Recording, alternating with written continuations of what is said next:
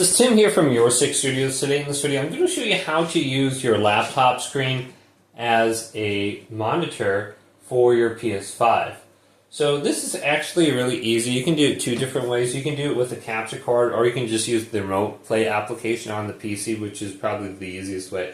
But if you're doing it with a capture card, just go into where it says System under Settings, then going down HDMI and make sure Enable HDCP is turned off. This is going to be your copyright protection, and if you have this turned on, well, it's not going to work with it. So you got to turn it off, and it's going to block something like your copyright material, like Netflix and I think YouTube. So you won't be able to use that, but you'll be able to use your capture card now on your PC.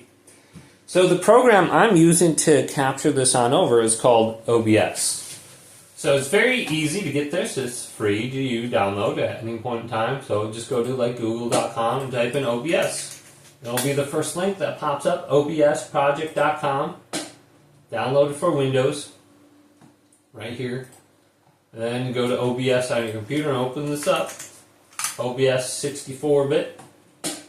And I think I already have it opened up. Sometimes you'll open up two different versions of it. So let's just open up one version. And you can see my capture card is already in there. And I can go on down now. And if you look, under my computer, I just have my capture card kind of hanging out right here. And it's really messy, but if I zoom in, kind of see how this works. So you can see I have an HDMI cable right here coming in.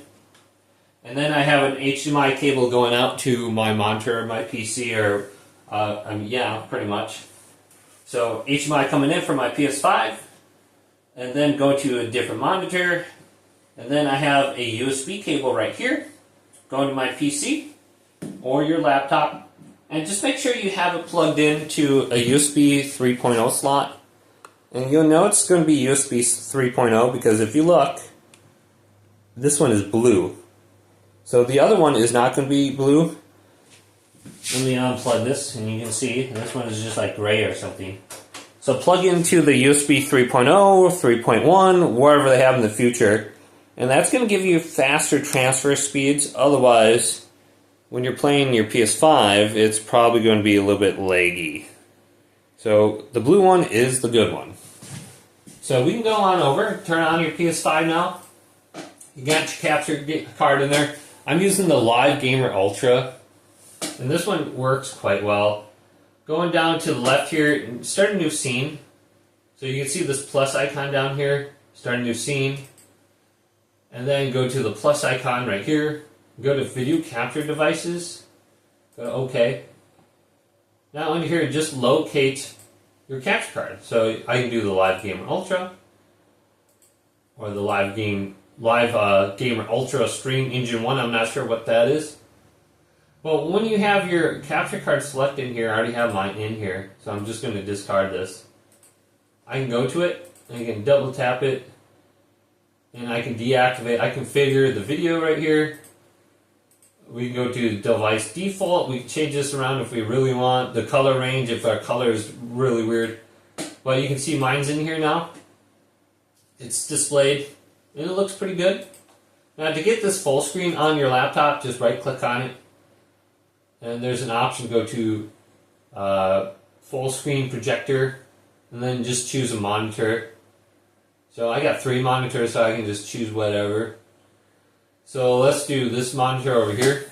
Boom. And you can see this one is full screen now.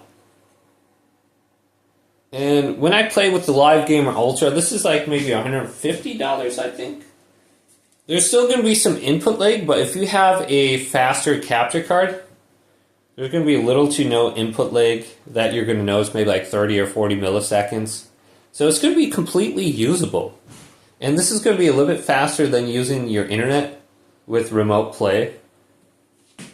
And you can very easily get that on over now, just with your PS5 and a capture card. Now you can go out to Walmart or go on Amazon.com and you can find little capture cards that look like this. And these are going to be like $10 to $15. And you can see at the back here, they're just going to have an HDMI cable right here. It goes in right there. It takes it and puts it into USB, and you just plug that into your computer, and that can work. And it's only going to cost you like $15. Problem is the resolution and the FPS might not be very good. I think it limits you to 1080p at 30 frames per second. So look at it before you're buying it. If you can get one that's 60 frames per second at 1080p, that might be decent enough. But some of these cheaper ones, they're going to have a higher input lag, so you're going to feel that little lag a little bit more. So that's why I would say if you got the money, get a really good capture card, and you won't notice that input lag very much.